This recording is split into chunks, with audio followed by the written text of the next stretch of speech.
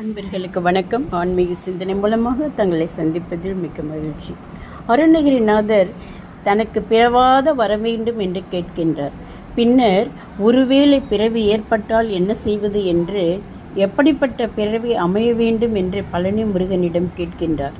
முருகா, போர்க்களத்தில் வெற்றி கண்ட அசுரர்களின் தலைகளெல்லாம் உருளும்படியாகவும், மிகப்பெரிய அலைகளை கொண்ட கடல் அலறும்படியாகவும், உயர்ந்த மிகப்பெரிய கிரௌஞ்ச மலை பொடி பொடியாகவும், உன் கூர்மையான சக்தியுள்ள வேலை செலுத்தியவனே, பாம்பனையில் இனிதே துயில்கின்ற தாமரை கண்ணன் திருமாலின் மருமகனே, ஆளுகால விஷத்தை அருந்தியதால் கருத்த நிறமுடைய கண்டத்தை உடைய நீலகண்டனின் குமாரனே, பழனியில் வந்து வணங்குகின்ற தேவர்களின் பெருமாளே என்று முருகனை அழைத்து, இருண்ட கடல் போன்றதும் நரகத்திற்கு ஒப்பானதுமானது பிறவி என்பது.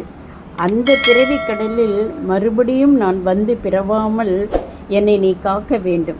ஒருவேளை மறந்து நீ என்னை மறுபடியும் பிறவிக்கடலில் விழும்படி செய்தால் எனக்கு எப்படிப்பட்ட பிறவி வேண்டும் தெரியுமா?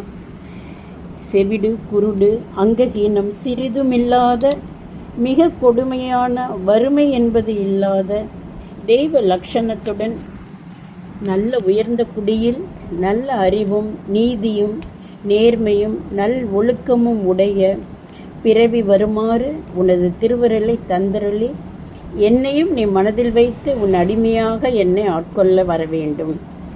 முருகா, ஏன் பிறந்தோம், எதற்கு பிறந்தோம் என்று அறியாமல் வீணே அலைந்து காலத்தை கழிக்காதவாறு உன் அடிமையாக உன் திருவடியில் பணியும் பேறு தந்து என்னை ஆட்கொள்ள வரவேண்டும் முருகா என்று பாடுகின்றார்.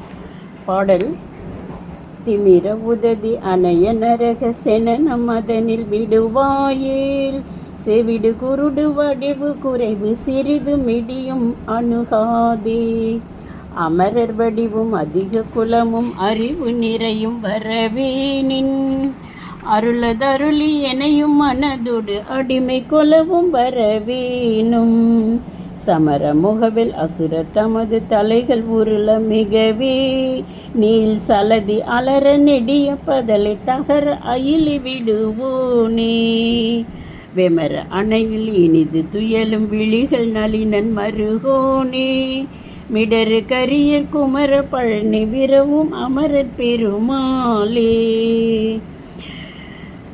அமரர் வடிவும் அதிக குலமும் அறிவு நிறையும் வரவே, நின் அருளதருளி எனையும் மனதோடு அடிமை கோலமும் வரவேனும், அடிமை கோலமும் வரவேனும், முருகானி வரவேனும்.